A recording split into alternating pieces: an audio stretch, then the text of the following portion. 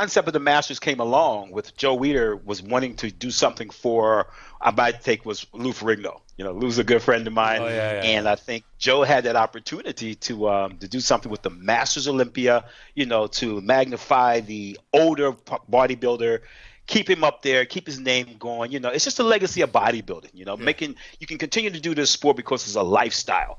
And if you're competitive, why stop because you're at a certain age? And he just made it rewarding. So when he came together with that insertion of the Masters Mr. Olympia, it was like, wow, that'd be cool to do. Because where I was, 96, I turned 40. So we back up a couple of years. I'm already getting snipped from behind by these young lions. I got Wheeler out here. I got Leverone out here. I got Dillett out here. Nassau, everybody's biting hard. And for me to be happy in the sport from bodybuilding was like, okay, I'm a little older. I don't think I can hold these lions off, because these guys are good too.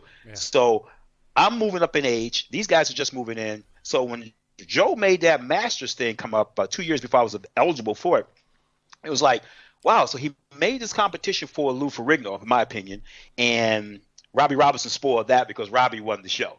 So that didn't go too well as planned. I remember, That's the inner portions of bodybuilding. And I saw it as me being able to continue on and still do what I like to do, not worry about, I got to go beat this guy, I got to beat that guy. Because I'm not out there trying to beat nobody. I'm out here trying to have fun. And so when the Masters came around, I got my sights locked on it. I had made myself think, I said, wait a minute, Vince, you're top 5 in the world right now. If you did the Masters, you can win the Masters for 10 years before anybody bites you back, because I'm looking at my nearest competitor. Masters was from age 40 to 50, correct? No, 40, past 40. Over 40 plus. Just over 40. And I'm like 38 looking at it. I'm going, okay, and I seen it pop off. It was nice. And he even had a sandal. I was like, wow, over your shoulder? Closest I got to my sandal was the Open Mr. Olympia when I got third twice. People don't realize that. They don't know that. They just say, well, Vince competed. No, I did the Open Mr. Olympia too. I got third twice to Lee Haney. Okay, so the point was, if I wanted to continue bodybuilding, have fun, here's a monster event, Masters Mr. Olympia with the prestige. I could win it for 10 years. That was my goal. And then 10 years. 10 years. Wow. 10 years. I'm going to win this 10 years straight. I'm 40. These guys are 30. By the time they get to 40, 10 years, bro, I could just roll with this, right? And it was all charted out. I had liked the idea. So that's why I got involved in it and started thinking about it. But as it came around and things in bodybuilding were starting to shift gears on me, as far as what I thought was, my placings were getting crazy. I didn't think my body was falling apart. It was just I wasn't fitting in like I was normally. There were shows I knew I should have been winning, but yet I got second. I'm thinking, you know what? It's okay. You hear conversations. It's part of the game. You move on. But I'm thinking now the Masters will be my stomping ground. So speeding up to that Masters, I turned 40, and I'm thinking, wow, this is going to be the move now. So I called my buddy Wayne D'Amelia, and I said, I'm going to do the Arnold Classic and the Masters Mr. Olympia, and then he said, whoa, slow your roll, Vince. So okay, what's going on? He said, you're 40, but you can compete in the Open Mr. Olympia or the Masters Mr. Olympia. You got to make a choice. Oh, really? And I'm like, I sit back. I'm thinking to myself, wait a minute now. Sonny Schmidt, bless his soul. I mean, he won the last one, and he competed in both Olympias. That's correct. Robbie Robinson won the first one, and he competed in both. So now when I'm telling everybody in the world, when I turn 40, I'm going to do the Masters Mr. Olympia, and now you telling me I have to choose. It's so weird, but Very weird. Yeah. I'm thinking to myself, why would I have to choose? Okay, I'll just do the Masters. So that shocked him and didn't shock me because he was like, I can't do it.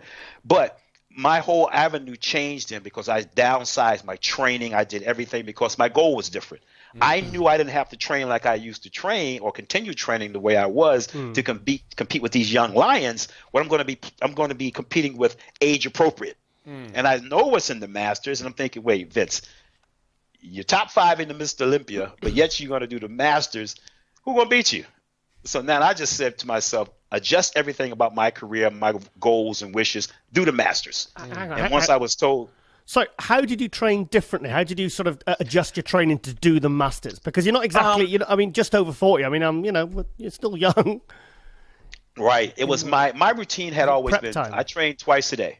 Okay. 7 days a week. Oh, wow. I trained an hour in the morning and 2 hours in the afternoon once I was able to do that professionally. Double sets. Before I was working and training like everybody or every day? else. For the prep or throughout the year? Out the year. My training has never changed from 84 to now. Do you remember all the double sets on cables as well I used to do? Those are some of the things I'll tell We you all about. did it. We all did Kate. I was like, You're reading my book. No, I just. But that was my I know. standard, I wrote the book actually. I kind of started just looking at training and saying, look, I don't need to train like this to beat these guys. I have to train more to keep my physique. Longevity, This is not about trying to add this to be competitive. And I think that's the biggest carrot that everybody chases in the lower ranks, younger ranks, because you're trying to beat the guy in front of you. So you're going to train harder. You're going to do this more. Everything it magnifies to try to win. But the thing about it is you still work with the same body. I noticed that when I got 40, I could still train less and maintain what I still had. So my whole concept downgraded. I started training less. I was training not 2 hours a day, but I kind of like backed it up to about an hour, per body part. So now instead of training 1 hour in the morning, 2 in the evening, it was 1 and 1. It's not that much downgrading, though. It's not that That's why I only train legs once a month now. Since I turned 40. It's not that much. It kind of changed more mentally than anything because I took myself out of that drive, I want to train hard. I want to beat them, I'm like, keep what you got and beat these old guys because you're an old guy, and that's all it took.